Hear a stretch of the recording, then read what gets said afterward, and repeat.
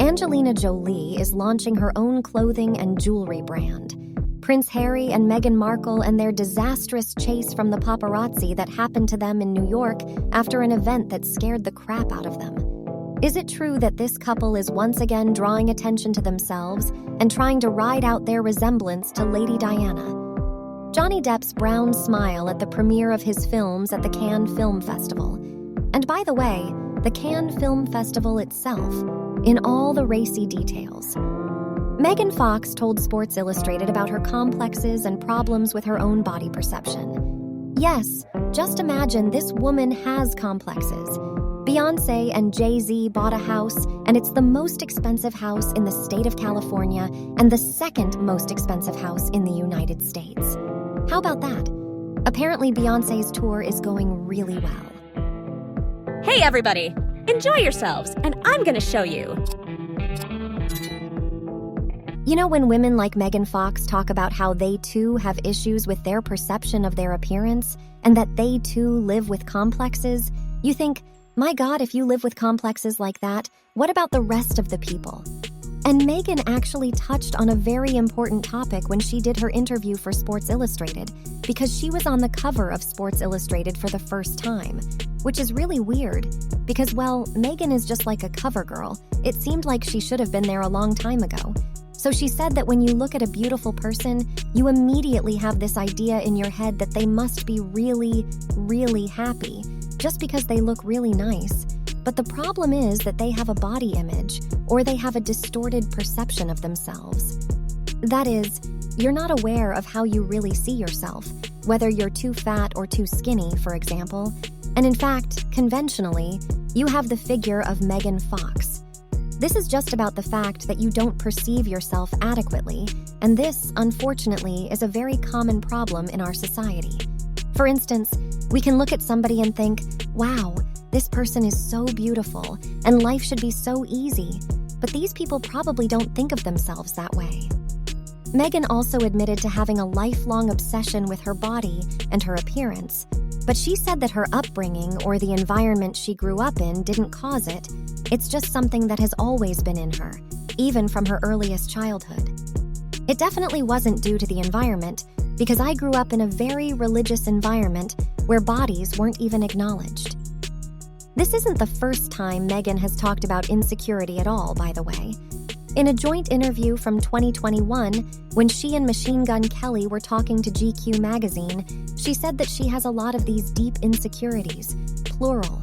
Basically, a woman like Megan Fox sits down and talks in interviews about how she's still and lifelong in this journey of acceptance of her body and herself. I have body dysmorphia.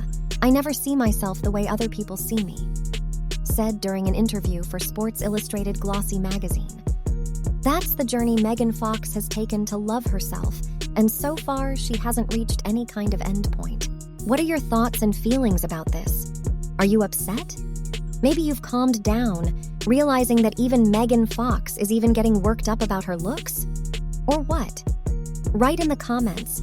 What are your conclusions? So, guys, who here is the same lover of real estate, houses, interiors, apartments? Here's some news for you. Anyway, according to TMZ, Beyonce and Jay-Z paid a whopping $200 million for their new home in California, making it the most expensive home ever sold in that state. The property in Malibu, which Beyonce and Jay-Z purchased, is 30,000 square feet and was designed by Japanese master architect Tadao Ando, who also designed Kanye West's $57.3 million mansion, which he purchased during his divorce from Kim Kardashian. This all-concrete, pure Kanye-esque house, incidentally, as well as Jay-Z and Beyonce too, used to belong to art collector William Bell, and it took him 15 years to build. And it's kind of like they got a bargain on this house because it was originally priced at $295 million. I just wonder what the person was counting on to sell the house for that price, knowing that no house in the United States has ever sold for that price.